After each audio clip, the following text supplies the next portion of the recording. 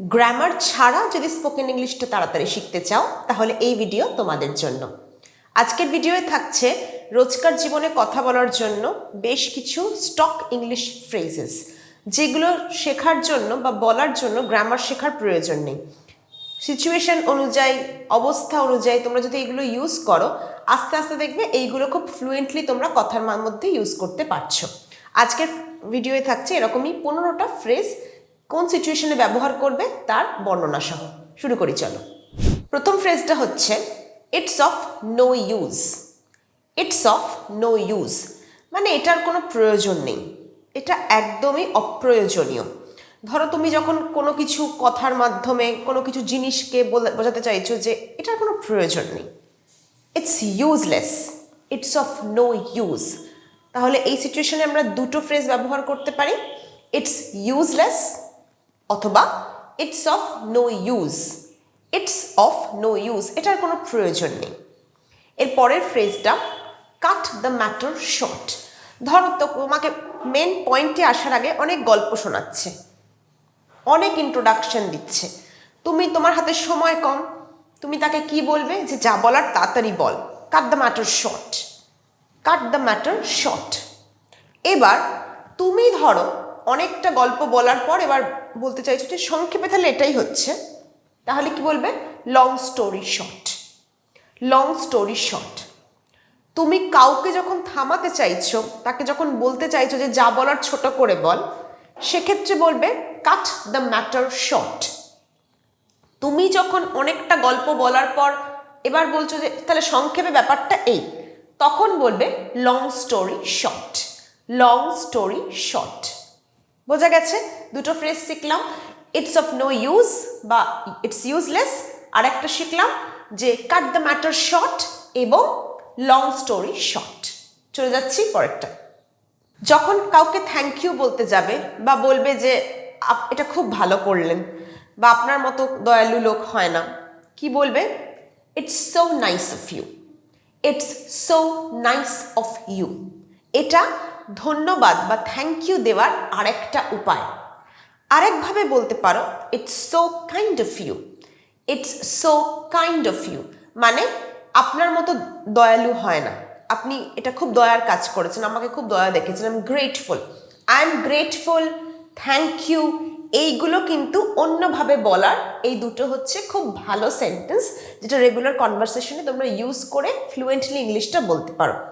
It's so nice of you, it's so kind of you.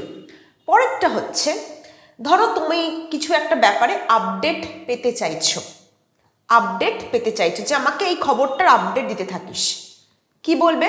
খুব সহজ ভাষায় বললে keep updating me, keep updating me. আরেকটা খুব চমৎকার ফ্রেজ আছে, keep me in the loop. Loop মানে কি? গোল হয়ে ঘোরা। লুপে আমরা দেখবে গান শুনি, ভিডিও দেখি, লুপ মানে গোল হয়ে ঘোরা। তাহলে আমাকে পরপর পরপর আপডেট দিতে থাকবে, এই খবরটা সম্পর্কে আমাকে জানাতে থাকবে, recent updates. Keep updating me. আর একটা ভাবে বলতে পারো keep me in the loop, keep me in the loop. এর পরেরটা হচ্ছে নেভার মাইন্ড। আমরা যখন বলি না যে কিছু মনে করো না, কথায় কথায় আমরা বলি না যে এটার জন্য কিছু মনে করলে না তো, নেভার মাইন্ড। নেভার মাইন্ড খুব স্টক ফ্রেজ, খুব বেশি ব্যবহার হয়। এটা ছাড়া এই সেম কথা বলতে তোমরা আরেকটা সেন্টেন্স ইউজ করতে পারো, don't take it to the heart. Don't take it to the heart মানে এই কথাটা মনে নিও না, এই কথাটা কিছু গায়ে মেখো না। আমরা বলি না কথাটা গায়ে মাখিস না, কথা কিছু মনে করিস না, don't take it to the heart অথবা নেভার মাইন্ড। এরপর যখন আমরা বলি না এটা আমার দেখার বিষয় নয়, that's none of my business. That's none of my business, এটা আমার ব্যাপার নয়, এটা আমার দেখার বিষয়ই নয়। এটাকে আরেকভাবে কিভাবে বলতে পারো যে এটা আমার মাথা ব্যথার কথা নয়, বা এটা নিয়ে আমি মাথা ব্যথা করতে চাই না, that's none of my concern. Concern মানে টেনশন থাকা, মাথা ব্যথা করা। That's none of my business অথবা that's none of my concern. এটা তুমি অন্য কাউকেও বলতে পারো, যে কেউ ধরো তোমার ব্যাপারে বেশি নাক গলাচ্ছে, কি বলবে? That's none of your business অথবা that's none of your concern. নিজের ক্ষেত্রেও বলতে পারো, অন্য কেউ বলতে পারো। তাহলে এইভাবে এই সেন্টেন্সটাকে দুভাবেই বলতে পারো। এরপরেরটা হচ্ছে, তুমি ধরো কাউকে কিছু বললে, এবার তার ওপিনিয়ন চাইছো, তার মতামত জানতে চাইছো। কি বলবে? How does it sound? এটা কেমন লাগছে তোমার শুনে? তার থেকে তার অভিমত বা মতামত জানতে চাইছো, ওপিনিয়ন জানতে চাইছো। How does it sound? কেমন লাগছে এটা শুনে? আরেকভাবে বলতে পারো, what's your take on this? What's your take on this? এই ব্যাপারে তোমার কি মতামত? এই ব্যাপারে তোমার কি মতামত? এটা একদম ডিরেক্ট জানতে চাওয়া। What's your take on this? আর হাউ ডাজ ইট সাউন্ড, এটা খুব ইনফর্মাল বা ক্যাজুয়াল, বন্ধু বান্ধবদের মধ্যে ইউজ হয়। ঠিক আছে?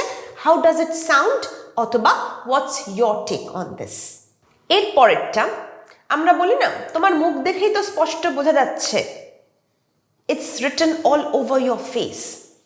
It's written all over your face. ধরো তোমার বন্ধু খুব ভয় পেয়েছে কিন্তু বলতে চাইছে না, আমরা কি বললাম? যে তোর মুখ দেখেই তো সব বোঝা যাচ্ছে যে তুই ভয় পেয়েছিস। It's written all over your face. আরেকভাবে বলতে পারো, look at your face, it's so obvious. যে তোর মুখ দেখ, খুব স্পষ্ট বোঝা যাচ্ছে। অবভিয়াস কথার অর্থ সুস্পষ্ট। Look at your face, it's so obvious. এটা একভাবে বলতে পারো। আরেকভাবে বলতে পারো, it's written all over your face. It's written all over your face. এবার তুমি কোনো ব্যাপার নিয়ে বিরক্ত, কি বলবে? I am disgusted. I am disgusted. আরেকটা বলতে পারো, I am sick of it. I am sick of it. তুমি কোনো একটা ব্যাপার নিয়ে ভীষণ ফ্রাস্ট্রেটেড রয়েছো, বিরক্ত রয়েছো, কি বলবে? I am sick of it, যেটা নিয়ে আমি বিরক্ত হয়ে গেছি।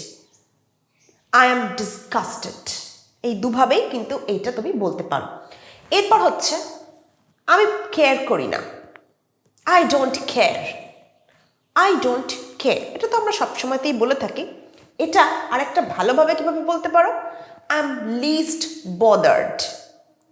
I am least bothered. Least মানে এতটুকু। লেসের সুপারলেটিভ টেন্স বা লেসটাকে খুব কমালে হয় লিস্ট। বদার্ড মানে কনসার্নড, চিন্তিত। আই এম লিস্ট বদার্ড অথবা আই ডোন্ট কেয়ার। এরপরটা, তোমার কথা বুঝতে পারলাম না। আই ডোন্ট আন্ডারস্ট্যান্ড ইউ বা আই ডিডন্ট আন্ডারস্ট্যান্ড ইউ। এটা তো খুব কমন। দুটো ভালো সেন্টেন্স বলছি যেগুলো তোমরা ফ্লুয়েন্ট ইংলিশে স্মার্টলি ইউজ করতে পারো। I didn't get him.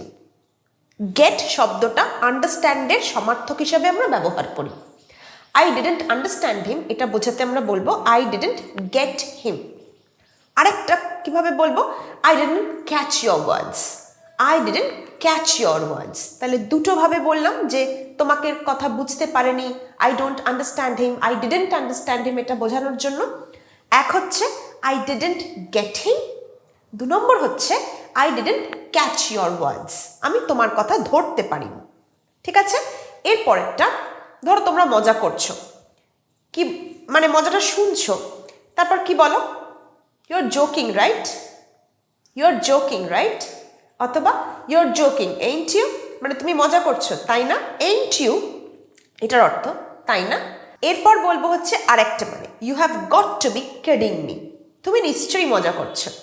You have got to be kidding me, তাহলে তুমি মজা করছো নিশ্চয়ই, এটা বোঝাবো 3 রকম উপায়। You are joking right, you are joking ain't you, এবং you have got to be kidding me. এর পরের সেন্টেন্সটা হচ্ছে, ধরো তোমার সাথে কারোর মতের মিল হচ্ছে না, সেটা তুমি বলতে চাইছো যে এটাই আমার ঠিক মতের মিল হচ্ছে না বা আমি এটাতে এগ্রি করতে পারছি না। I don't agree with you. I don't agree with you. আর একটা সুন্দরভাবে বলতে পারো, I beg to differ. I beg to differ. I beg to differ generally official formal কেসে ইউজ হয়। I don't agree with you বন্ধু বান্ধবদের মধ্যে, ফ্যামিলি সার্কেলে ক্যাজুয়ালি ইনফর্মালি ইউজ হয়। তাহলে শিখে গেলে যে কিভাবে মতামত তোমার অন্য বা তুমি সেই মতে একমত হতে পারছো না, এটা কিভাবে জানাবে। দুভাবে জানাবে। একটা হচ্ছে ফর্মালি অফিসিয়াল কেসে ইউজ করবে আই বেগ টু ডিফার, আর একটা হচ্ছে বন্ধু বান্ধবদের সাথে ফ্যামিলি সার্কেলে ক্যাজুয়ালি ইউজ করবে I don't agree with you. এরপরেরটা, যে এটা নিয়ে বেশি ভেবো না, don't worry about it. Don't worry about it. আরেকটা কিভাবে বলতে পারো, don't sweat it. Don't sweat it, sweat শব্দের অর্থ হচ্ছে ঘাম। আমরা বলি না চিন্তায় চিন্তায় তো ঘেমে গেলি, ঠিক আছে, তার মানে বেশি চিন্তা করো না, ডোন্ট সোয়েট ইট অথবা ডোন্ট ওয়ারি অ্যাবাউট ইট। এর পরেরটা হচ্ছে ঘুরিয়ে ফিরিয়ে কথা না বলা। আমরা বলি না সোজা কথাটা বল, বা ঘুরিয়ে ফিরিয়ে কথা না বলে আসল কথাটা বল, get to the point. Get to the point অথবা come straight to the point. Come straight to the point মানে এদিক ওদিক না ঘুরিয়ে ফিরিয়ে আসল কথাটা বল, গেট টু দ্য পয়েন্ট অথবা come straight to the point. তোমাদের যদি আজকের ভিডিওটা ভালো লাগে লাইক করো।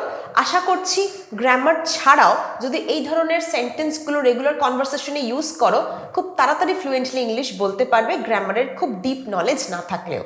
আশা করছি তোমরা উপকার পাবে ভিডিও থেকে। ভালো লাগলে শেয়ার করো, লাইক করো, আর অবশ্যই সাথে থেকো। এরকম ভিডিও নিয়ে কিন্তু আমি প্রত্যেক 3 দিন সপ্তাহে কিন্তু আসি। তাহলে দেখা হচ্ছে পরের ভিডিও।